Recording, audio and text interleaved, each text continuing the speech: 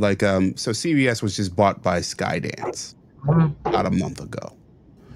And Skydance is owned by David Ellison, the son of Larry Ellison, the Oracle guy, one of the richest guys on the planet.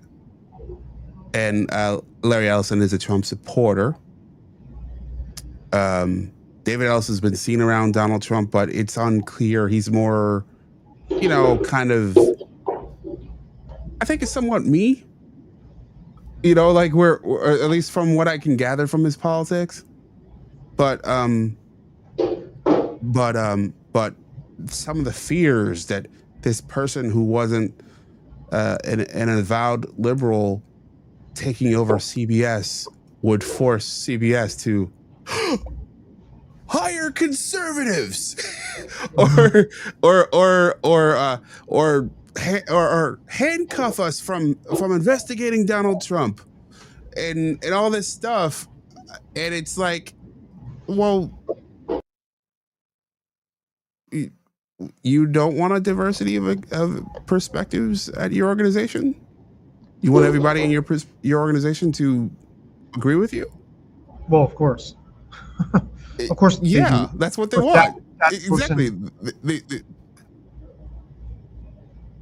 Go ahead.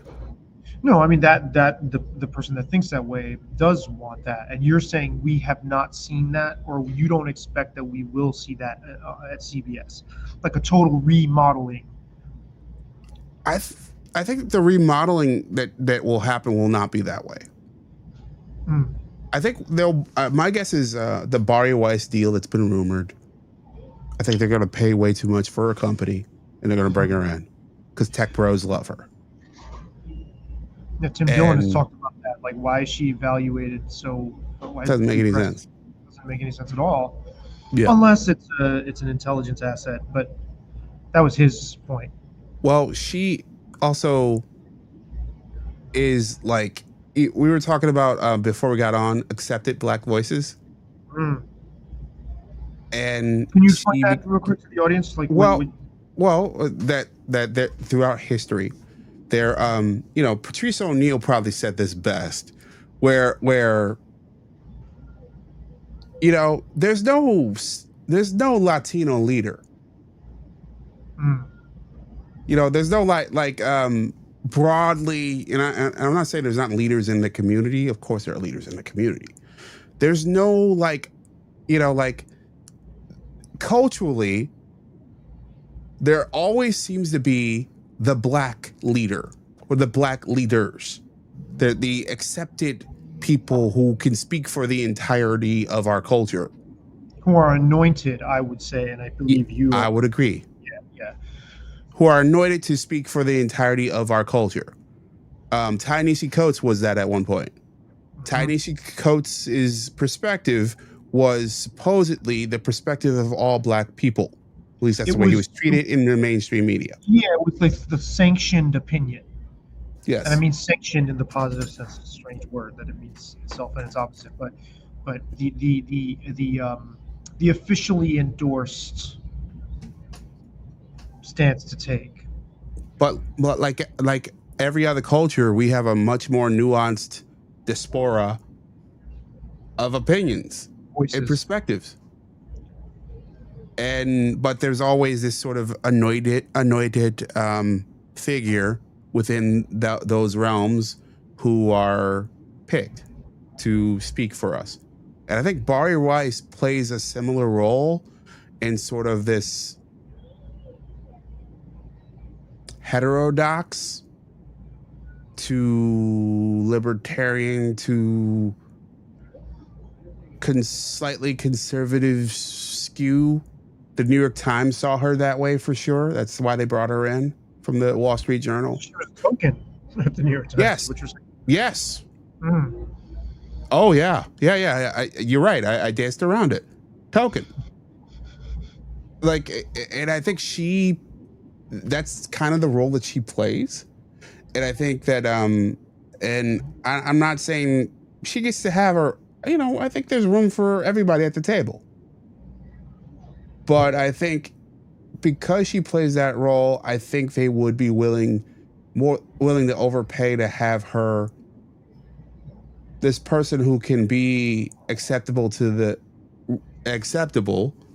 New York Times types sort of be on board to refashion news at their network. Interesting. I wonder whether people who lean conservative, when they are in positions like high decision-making corporate positions, care more about profit than ideology. If there's a skew, if there's a statistical tendency there for them to say, "Fuck it, I just want to make money. I don't care what you stand for." I would tend to say, yeah. Yeah, versus people who have been reared in this particular iteration of like sort of post 2012 quote unquote progressivism, which I would call regressivism actually, but what is commonly referred to as progressivism would tend to sink the ship for the sake of ideology, and I think we've seen that. I mean, you're talking about Bud Light, like that's a prime example of it, right? I'll drive this thing into a ditch just to take a stance and perversely alienate our market versus, you know, if it makes me money, I don't care what it is. Yeah, and I think this speaks to, it's not that there's not a certain amount of ideology in that comes through with conservative leaders. But I do think it is a hierarchy of needs. I think there is this increasing thing among a lot of lefty people who end up in charge of stuff to say that the thing that I am in charge of must reflect me. Mm-hmm. And it's not that that doesn't happen with conservatives. But I think it happens less. And I And in think different it's lower down the hierarchy. and it's in different spheres because I feel like in this country, even though obviously in the 60s and 70s, more of America leaned conservative and definitely what we would refer to as centrist, right? I think there's been a long-standing sense that culture is something that excludes conservative values for a much longer time period than the current culture war we're in now. In other words, even if you go back to the days of like Johnny Carson or whatever, that era, I think there was a sense of, well, we have our flyover country, we have our churches, we have our domain, and that ain't it. And we're not being spoken to by corporate, the corporate world as much. We don't have our hands on the levers there. I'm just throwing that out there as conjecture. So there's No, a sense of I think you're not far off. I think, yeah, I think that like look, I think we're going you know your half brother from another mother, Andrew Bustamante. Um uh like I take everything he says with a grain of salt, but large but shaker salt, a Quaker fucking big plastic tub of salt, a Cracker Barrel full of a salt. Cracker Barrel of salt. But one of the things that he said that made a lot of sense was he said that we're a, a society that is sort of in our teenage years Mm. culturally, and we're growing. We're trying to figure out who we are moving forward. He means that the country is not that old. Yes, That we're we not mean, that old as a society. yeah, yeah. We're only 2.5 centuries old as a society, and we're going through our all awkward teenage years, which I tend to agree with in a lot of ways. And I think what's happened is we are also going through and this has happened multiple times and within those 250 years or so, to this great resorting of America, where we're physically resorting, we're rearranging politically, looks like the Republicans are being totally reimagined into MAGA land. The Democrats are at war and are trying to figure out who they are in Mhm. this more populist sort of direction the country is going in. Um, and then there's everybody who's sort of caught in between. We saw blue districts get bluer, red districts get redder, and now we're starting to see sort of the edges of those blue districts get more purple again, which I'm happy about. Good. That is a Um, good thing. Yeah. yeah. By the way, Democratic Party. One of the most fascinating news stories that's come out in the last few months um, was the Times are always, as how the New York Times is always behind on this kind of thing, but they did a big in-depth piece analyzing the fact that voter registration among Democrats is cratering, Mm. and it's up among Republicans Mm. dramatically, Hmm. and it's it's sort of what you're seeing is like, okay, as sort of the MAGA Republican ideology sort of coalesces into an actual distilled idea or a set of ideas. It's not fully baked yet, but it's baking. And the Democratic Party's core of ideas sort of, also is, being reimagined at the same time that people are going to they're going to look at these things and they're going to make choices. And we've designed our systems so that we only have this binary choice. Mhm. So, and if you opt out and you're like me, you just end up like asunder. Mm. Like they just kick you out on a raft, and like you like, hey, like I don't get any say in my world. Mm. That sucks.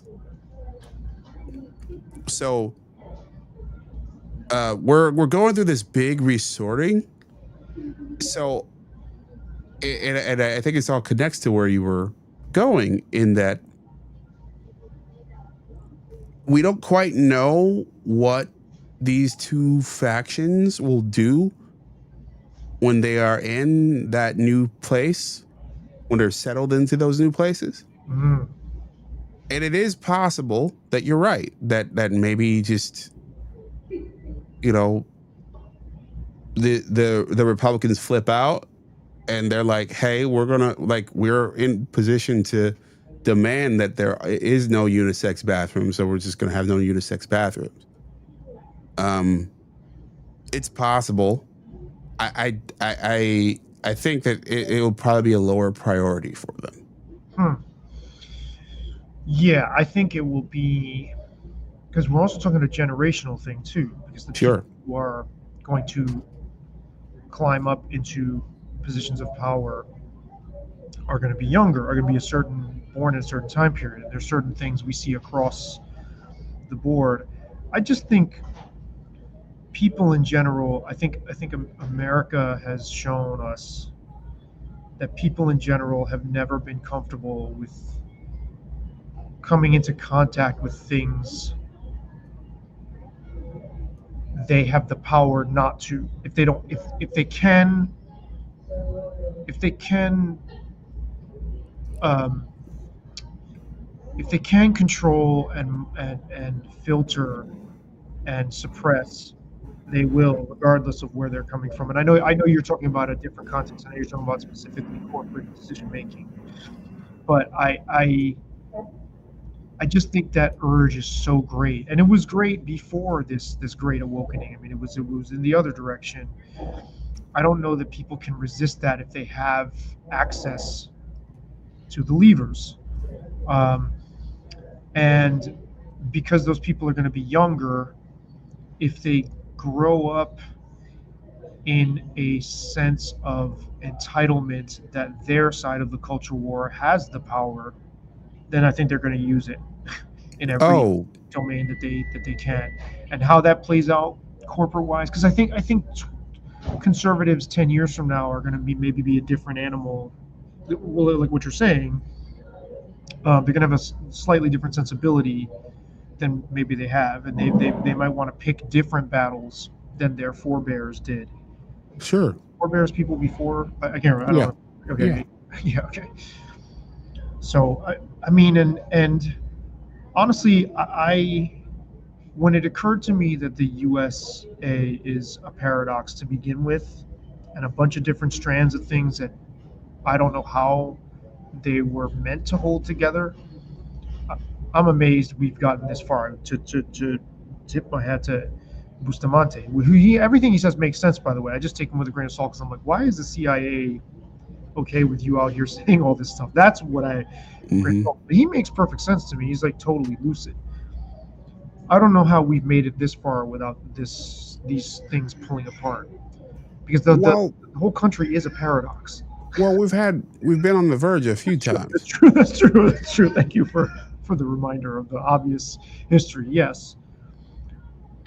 Yeah. I mean, okay, so I'd say 60s, 70s. Um, like we had there was this book, I forget the name of the book.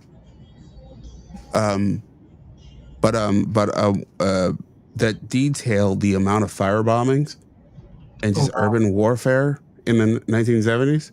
It's Wow. like this thing that we kind of like threw down the memory hole, that Yeah. no, there was this sort of low grade sort of urban warfare going on among an extreme faction. Um, Like eh, Weather Underground, Black Panther type. yes, But then in retaliation against them from law enforcement too, right? You're of saying. course, they went back and forth because you end up with different. It was sort of like order versus chaos, chaos versus order, and then both believed that they were playing those roles, right? Mhm, They did, the other one was chaos and the other one was order, right? mhm, mhm. So that was going on, and you had a very fractured society that sort of, there was a shift in terms of, and this is what gives me hope because this has happened multiple times. There's a shift in terms of the vibe, in terms of the opportunity, in terms of the economy, typically, that in socially, culturally, that allowed us to, like, okay, to reset again, and yes, have the warfare become less kinetic, Mm. right? And then you go back a little bit further. Um, you go back to World War II.